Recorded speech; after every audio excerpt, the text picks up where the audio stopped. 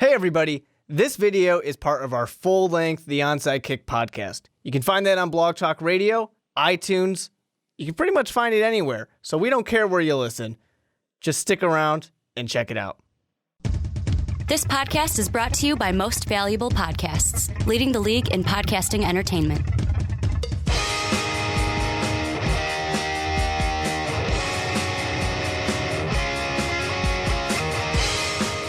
What's up, everybody? Ricky Widmer here, along with the Mark Weber. Dub them ease. And we are back for another edition of The Onside Kick here on Most Valuable Podcast. If you are new to the channel or new to Blog Talk Radio, make sure hit that subscribe button so you don't miss anything Onside Kick as we continue, Mark. We are continuing through our previews for the NFL 2017 season. We're done with the West. We are now moving north, and we are going to look at the AFC North today. How we do our previews, for those of you who are new, we basically go through the standings. We're going to look at the Browns first, then we're going to look at the Bengals, then we're going to look at the Ravens, and then we will finish everything up with the Steel City with the Pittsburgh Steelers. But Mark, I want to get right into the Browns. They had a lot of new pieces coming in, especially via the draft. You got Myles Garrett, number 1 overall pick. They've got Roderick Johnson coming in on the line. They've got David Njoku,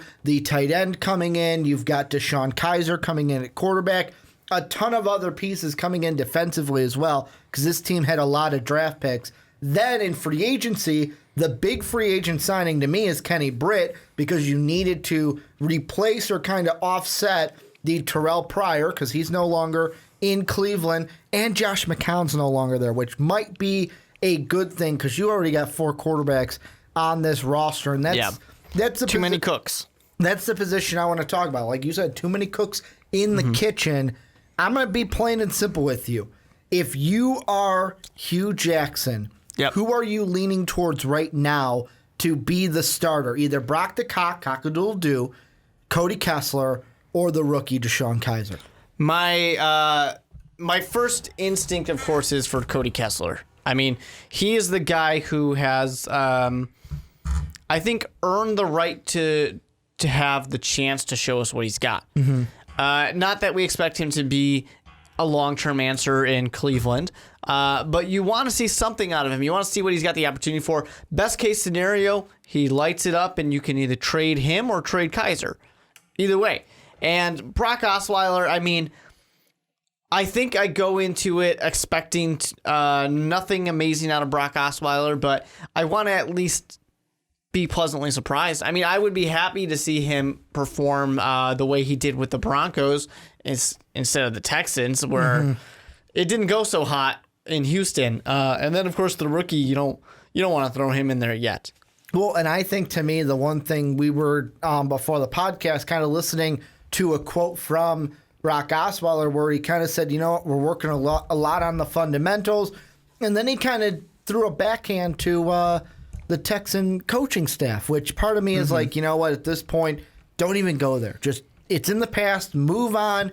You are with Cleveland, somewhere where when you play the quarterback position, they're not really excited about you. Or they are excited, but you're not going to live up to expectations. That's what Browns quarterbacks have done. That's why we used to have the jersey with all the names down the side for how many quarterbacks the Browns have had.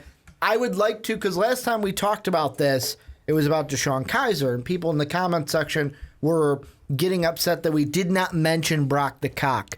Why people are upset, who knows? And I just feel like Brock has the most to prove because of his, like, he gets that big contract with Houston, doesn't live up to it. Now, if it's the coaching staff, show us here. You got a prime coach in Hugh Jackson, or the Wolverine, Hugh Jackman, who can kind of work with a quarterback. He's known in his career. I mean, look at Cincinnati, him working with Andy Dalton and kind of helping Andy Dalton become who he was in this league. However, Cody Kessler did a good job for them last year. I feel like Cody Kessler deserves another chance to have a full season if he's healthy to be the starter of this team.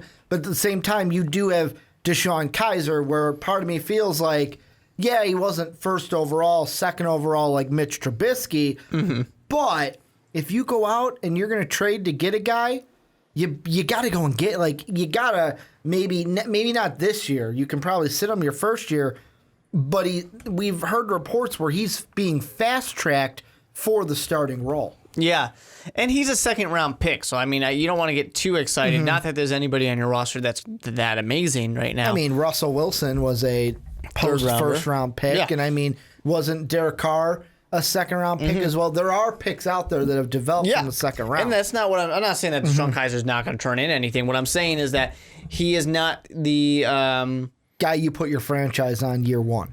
Yeah, I mean, that's part of it, but he also doesn't... Andrew Luck came in, and he was supposed to be the golden He doesn't come in with the expectations that he's going to take over that day one type of position. Yeah.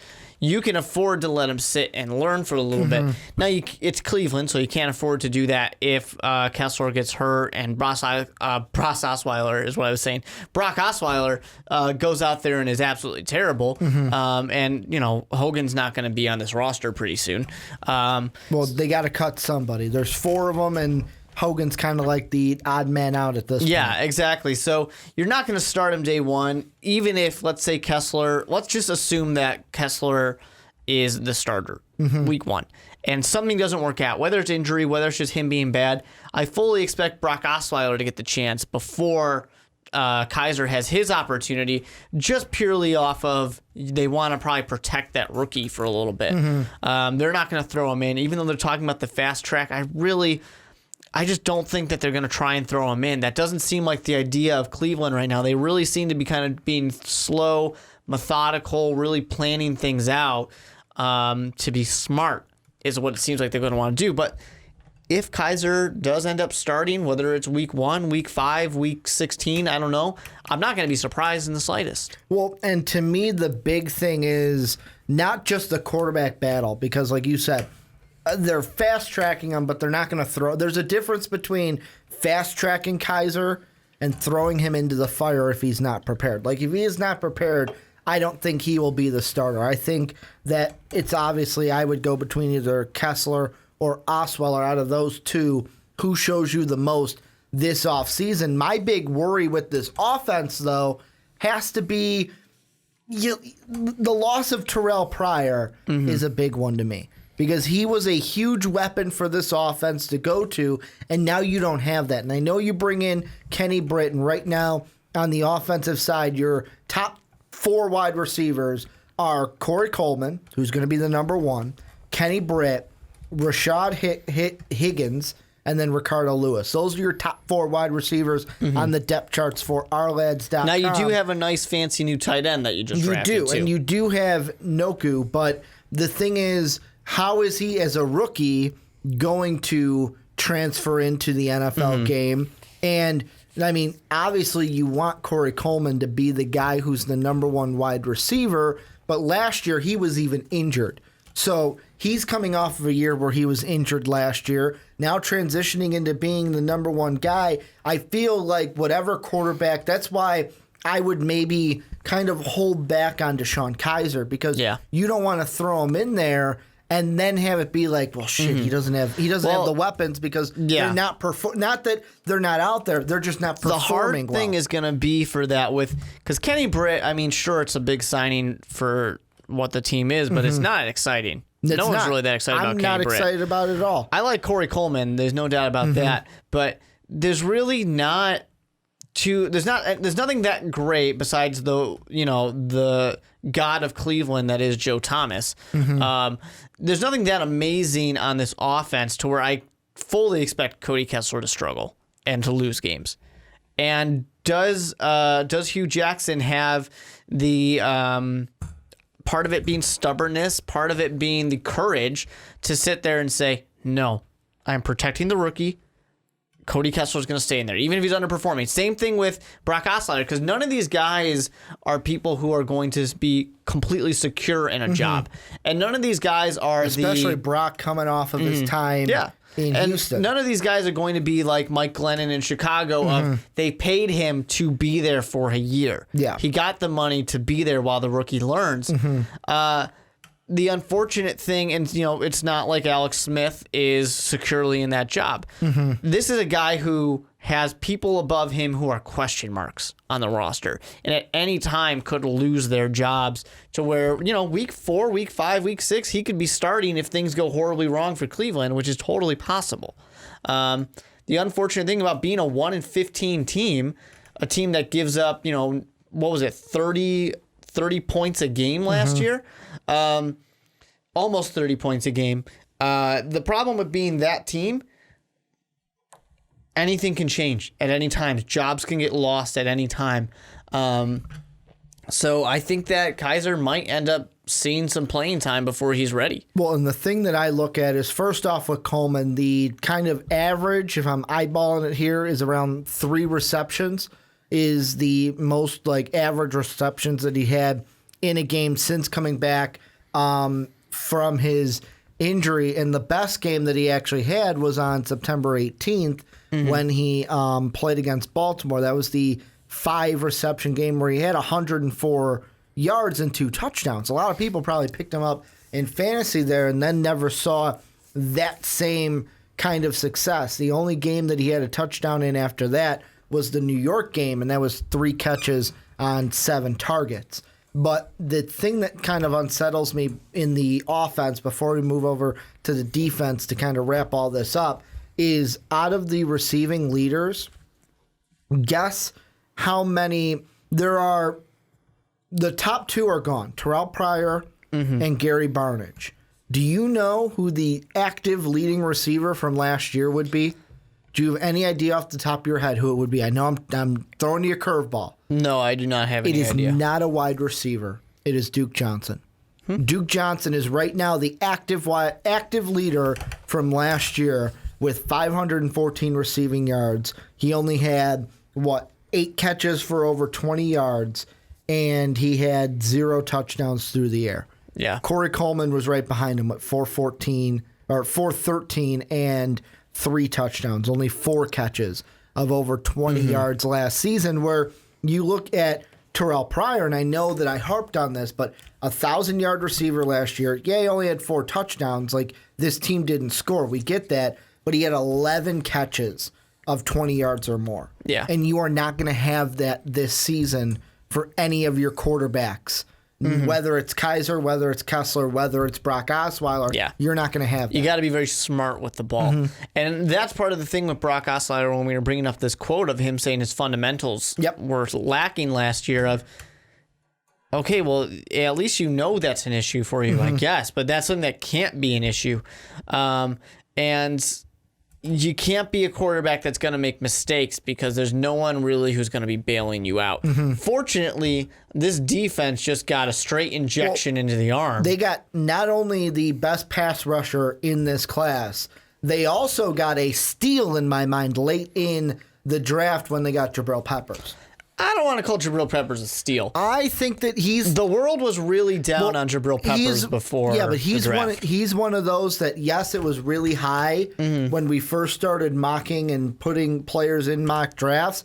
However, the place that they got him, is pretty much where everyone expected him to go. The potential, though, that he has, I thought he should have went a little higher. Most people thought that this is right where he was going to go towards the end of the draft, if not lower. He did go a little higher than some people would have said. Some people wanted him in the second round. I like Jabril Peppers for the versatility he's got. I think it's going to take a little bit for Cleveland to really discover where he belongs in their defense. And the unfortunate thing for that is there's a lot of holes in this defense, so he might get moved around quite a bit. And that's the thing that's the beauty of Cleveland. No one expects you to win. No one expects you to win, so you can kind of use that where it's like we're going to move you around a little bit. There's some fan of Cleveland right now that's going, I don't know, Ricky. They've got a chance. While we fill in holes with future drafts. Because think about it. They brought that guy in from, I think it was the Mets, the analytical guy. And that's why you notice how they were getting draft picks. And they've got both of Houston's first and second round picks next year. Yeah. Don't forget that. And they're really hoping that Houston's not good. They said, you guys want that Brock Osweiler back by any chance? They definitely loaded up on this defense, and that's kind of what Cleveland needs. I mean, when Cleveland's been good or at least decent in the past few years, it's mostly been because the defense was kind of carrying them forward. The offense has rarely been the thing that gets anybody excited, except for that one time Peyton Hillis made it on the Madden cover. He was voted on the Madden cover. He that sure year, right? fucking was. What a great year. So, I mean, you get Myles Garrett, the best pass rusher. You get Jabril Peppers, probably a linebacker, maybe playing safety, who knows, but most likely a linebacker. You're just getting these two core pieces right in the first round to really up this kind of defense here. You want to make sure that this team, who was giving up almost 30 points a game last year, getting to quarterbacks. I mean, it's plain and simple. They couldn't have written it any better for Myles Garrett to be the best player in the draft, and for a team like Cleveland, who desperately needs to learn how to get to a quarterback, because they're going to play they're going to play Joe Flacco, they're going to play Andy Dalton, they're going to play Big Ben. They got some tough competition, some tough quarterbacks they're going to face. The thing that I will say I like, and I know that I can't remember which pro it was, like all-time pro, that said to Myles Garrett, you need to calm it down. I absolutely love that on draft day, after being named the number one pick, that Myles Garrett said, I can't wait to come after Big Ben. I can't wait to formally meet you in the backfield. I love that. I love that kind of talk out of your pass rusher, because that shows to me, yeah, I might be the young rook, but you're not going to intimidate me. Yeah, we might be the Browns, and we might be the laughingstock of the NFL, no matter what joke it is, but you are not going to intimidate me. I don't care what your pedigree is. You are just another football player to me, and I'm going to come after you, and I'm going to get you. To which, of course, the proper response on the Steelers is, all right, prove it, Ricky. Yeah, exactly. Rookie. You gotta prove it, but I love the talk. And the reason why is I come from that kind of, maybe I'm thinking of it more from the basketball sense. I love that kind of, that 90s style, I call it, where it's like you weren't afraid to run your mouth and trash talk on the field and kind of be like, yeah, I can do it. Have that little bit of, not arrogance, but that little bit of cockiness behind your game. I love that when I see it in a player. And I tell, like, if I was Myles Garrett, I'd be like, yeah, of course you got to prove it, but I love it. Don't lose that fire, especially because he's on the Browns, and it's very easy for that fire to get doused with water when you're on a team like the Browns. Yeah. The unfortunate thing, and we're going to, of course, get to the schedules later in our actual predictions, they got a not very friendly schedule, to put it nicely. They get to play the Jets. They get to play the Bears. So they got some games that are a little easier. But you start off at home rough against Pittsburgh. Yep. You got two tough divisional games. And then you get to play Andrew Luck. Yeah, in Indy. So, I mean, it's not the easiest of schedules. Also, I mean, Tennessee's going to be tough. You get a Houston game, so maybe if Brock's playing, that would be an enticing game for people to watch to see how Brock goes. On the flip side, home. Houston to be like, you fucked us last year, Brock. Yep. You really fucked us. Yep. And I mean, this is a Browns team I'm not expecting to do anything great. I just want to see progression from this team. I want to see improvement while they have another draft and 2 more first-round picks to kind of fill more holes, especially on that defensive side. But before we move on to the Bengals, any last things, any things you think we need to hit that we didn't talk about? No, I mean, I feel pretty good about the Cleveland Browns. This is just one of those years where nothing really matters here.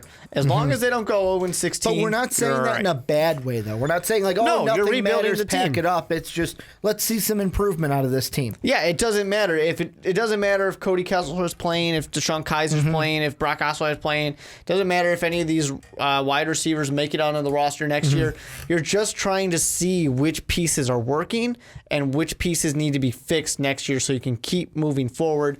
Slow, methodical. That's the name of the game in Cleveland right now. Well, and this is where you guys come in. Let us know, Browns fans, down below in the comment section, what you guys think. Also, if you have not already, make sure to hit that subscribe button. Well, I hope you enjoyed that. And don't worry, there is plenty more where that came from. You guys can check it out right over here. Click that video, start watching it, and just stick around on Most Valuable Podcasts.